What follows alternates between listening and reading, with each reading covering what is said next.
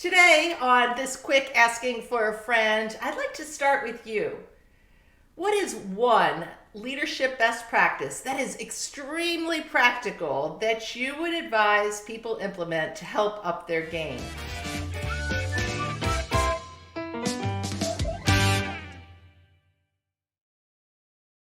It was interesting. I was doing a quick rapid fire asking for a friend live after a keynote with Express stores in Philadelphia this week. And someone raised their hand and said, okay, Karen, if there's just one thing that you think I could do, what would you recommend? And it has to be the check for understanding if you're not already doing that, because we are hearing that consistently after our leadership programs, no matter what industry we're working in and across all levels of organizations. People are saying, you know what's really simple and yet extraordinarily helpful is your concept of check for understanding. And that is simply when you've communicated, then instead of saying, are there any questions? You check for understanding and see if they are picking up what you're putting down, because all communication is a send and receive. So it could be something as simple as this. You've had your team meeting, you've talked about the initiatives, you've created key actions, and instead of saying, are there any questions? You stop and say, okay, just want to make sure we're all on the same page. What's the first thing we're going to do? Okay, what are we going to do next? Fantastic. And you let your team feed back to you the action items and what they've heard you say.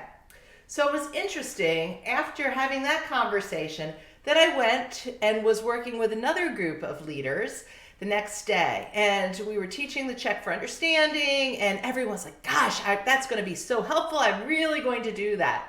And then one of the leaders had to step out to take a meeting with another group that had not been in the training. And he came back and he said, gosh, you know what they really needed? Was a check for understanding. And I said, well, did you stop and do one? He's like, yeah, no. It wasn't my meeting.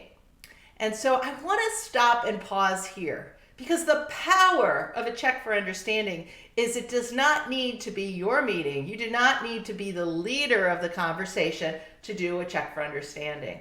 So the conversation is concluding, and then no matter what position you're in, you could say, great, thanks so much, fantastic meeting. Before we close, I just like to do a quick check for understanding. Here's what I hear I'm going to do next. Here's what I hear everybody's going to do next. Do I have that right? And that is the power. So if you can teach the check for understanding to every member of your team and encourage people to stop and make sure everybody's on the same page, it can go a really long way. So I'm curious, are you doing a check for understanding or something similar?